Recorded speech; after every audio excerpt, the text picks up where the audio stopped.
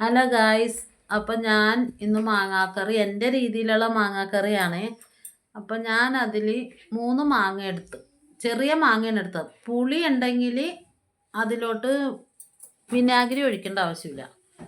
അതുകൊണ്ട് ഞാൻ അതിൽ ഇച്ചിരി വിനാഗിരി ഒഴിച്ചു, മല്ലിപ്പൊടി, മഞ്ഞൾപ്പൊടി, മുളക് പൊടി, പിന്നെ തലപ്പാലും കൂടി അതിലോട്ടിട്ട് മിക്സ് ചെയ്ത് വെച്ചു. ഇത്തിരി ഉപ്പും ഇട്ടിട്ട് മിക്സ് ചെയ്ത് വെച്ചു. അത് കഴിഞ്ഞിട്ടൊരു ചട്ടിയിൽ വെളിച്ചെണ്ണ ഒഴിച്ചു.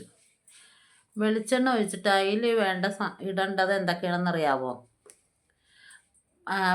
ഇഞ്ചി ചെറുതാക്കി കുനുകുനാന്ന് അരിഞ്ഞത്, പിന്നെ പച്ചമുളക് 3 എടുത്ത്, 2 വെളുത്തുള്ളി എടുത്തു. ഞാൻ ചെറിയ കഷ്ണം ഇഞ്ചിയാണ് എടുത്തത്. പിന്നെ കറിവേപ്പില, പിന്നെ സവാള. ഒരു സവാള എടുത്തുള്ളൂ കേട്ടോ. അതൊരു വലിയ സവാള ആയതുകൊണ്ട് ഒരു സവാള എടുത്തുള്ളൂ. വേണമെന്നുണ്ടെങ്കിൽ 2 സവാളയൊക്കെ എടുക്കാം. അതിട്ടിട്ട് ഈ 3 കൂടി ഇഞ്ചി, പച്ചമുളക്, കറിവേപ്പില, പിന്നെ വെളുത്തുള്ളി, ഇത് 3 കൂടി ഞാൻ അതിലോട്ടിട്ട് വയറ്റി കഴിഞ്ഞിട്ട് ഒരുവിധം ഇതായി കഴിഞ്ഞപ്പോൾ സവാള അതിലോട്ട് ഇട്ടു.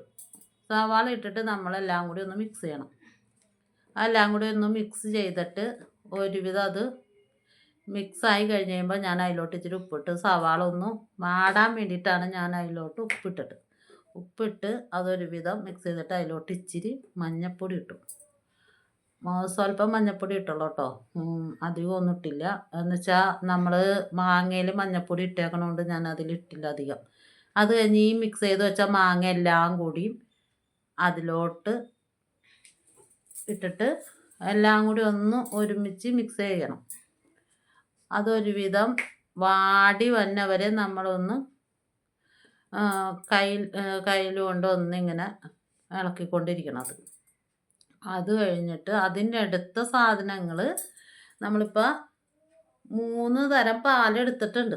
തലപ്പാൽ, 2-ാം പാൽ, 3-ാം പാൽ, അങ്ങനെ 3 പാലെടുത്തു. എന്നിട്ട് ഞാൻ ആ മാങ്ങയ്ക്ക് ഇനി ഉപ്പ് കുറവാണെന്ന് വിചാരിച്ച് ഞാനൊരു ഇച്ചിരി ഉപ്പും കൂടി അതിലോട്ട് ഇട്ടിട്ടുണ്ട്.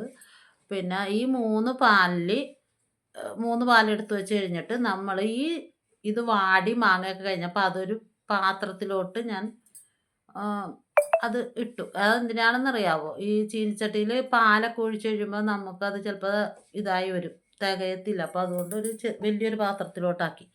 എന്നിട്ട് ഞാൻ 3-ാം പാലെടുത്തിട്ട് ഇതിലോട്ട് ഒഴിച്ചു കൊടുത്തു.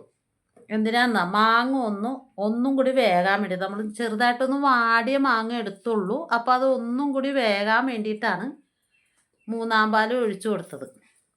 ആ പാലിൽ ആ ചീനിച്ചട്ടിയും കൂടി ഒന്ന് കഴുകി ഞാൻ അതിലോട്ട് ഒഴിച്ചിട്ട് ആ പാലിൽ ഈ മാങ്ങ ഒന്ന് വേകണം. അതിൽ കിടന്ന് മാങ്ങ അപ്പോൾ ഒന്ന് നെക്കി നോക്കണം നമ്മൾ എടുത്തിട്ട് വെന്തിട്ടുണ്ടോ എന്ന്. അപ്പോൾ മാങ്ങ വെന്തെന്ന് അറിഞ്ഞു കഴിഞ്ഞാൽ നമുക്ക് 2-ാമത്തെ പാലൊഴിക്കാം. 2-ാമത് നമ്മളൊരു പാലെടുത്ത് വെച്ചിട്ടുണ്ടല്ലോ, ആ പാലെടുത്തിട്ട് നമ്മൾ അതിലോട്ട് ഒഴിക്കണം. 2-ാം പാൽ 2-ാം പാൽ ഒഴിച്ച് കഴിഞ്ഞിട്ട് അതൊരു വിധം വേകണം. ഒന്നും കൂടി ഒന്ന് കുറുകി ഇതാണ് അതിൽ കിടന്ന് ഒന്ന് തിളക്കണം കേട്ടോ. നല്ലോണം തിളച്ച് നല്ല ഇതായിട്ട് വരണം അത്. അപ്പോൾ കണ്ട തിളച്ച് നല്ല ഇതായിട്ട് വന്നപ്പോൾ ഞാൻ ലാസ്റ്റ് ആയപ്പോൾ തലപ്പാലെടുത്ത് അതിലോട്ട് ഒഴിച്ചു. തലപ്പാൽ ഒഴിച്ച് കഴിഞ്ഞാൽ അധികം നമ്മൾ ഗ്യാസിൽ വെക്കരുത്. സ്റ്റൗ കത്തിച്ചിട്ട് ഒരു മിനിറ്റിനുള്ളിൽ തന്നെ ഞാനത് ഓഫാക്കി കഴിയുമ്പോൾ ഇനി തന്നെ അതിരുന്ന് കുറുകും തന്നെ ഇരുന്ന്. ശരിക്കും പറഞ്ഞു കഴിഞ്ഞാൽ അത് പിറ്റേ ദിവസമൊക്കെ എടുക്കുമ്പോഴാണ് ടേസ്റ്റ് കൂടുതൽ കഴിക്കാൻ. പിന്നെ ഞാൻ എൻ്റെ ഒരു ഇതിൽ ഞാൻ ഇച്ചിരി കടുക് പൊട്ടിച്ചു, പിന്നെ വറ്റൽമുളക്, ചെറിയ ഉള്ളി, പിന്നെ ഇച്ചിരി കറിവേപ്പില. പിന്നെ അതൊന്ന് ഇതായി കഴിഞ്ഞപ്പോഴത്തേക്കും ഞാൻ അതിലോട്ട് സ്വല്പം മുളക് പൊടിയും കൂടി ഇട്ടുള്ളത്. എന്തിനാണെന്ന് പറയുമ്പോൾ ഈ മഞ്ഞ കളറും റെഡ് കളറും കൂടി വരുമ്പോൾ കറി കാണാനും നല്ല ഒരു ഇതുണ്ടാവും, കഴിക്കാനും നൽകുമ്പോഴും നല്ല ടേസ്റ്റ് ഉണ്ടാവും. അപ്പം അതിന് വേണ്ടിയിട്ട് ഞാൻ ഇത്തിരി മുളക് പൊടി അതിലോട്ട് സ്വല്പം ഇട്ടുള്ളൂ കേട്ടോ, അധികമൊന്നും ഇട്ടില്ല. ഒരു ഇച്ചിരി മുളക് പൊടി അതിലോട്ട് ഇട്ട് കൊടുത്തു. അതൊരു വിധം ഇതായി കഴിഞ്ഞിട്ട് അതിലോട്ട് ഒഴിച്ച് കഴിയുമ്പോൾ നമ്മുടെ മാങ്ങാക്കറി റെഡിയായി. പിന്നെ നമ്മൾ ഇതൊന്ന് ഇപ്പോൾ മൂടി വെച്ചിട്ട്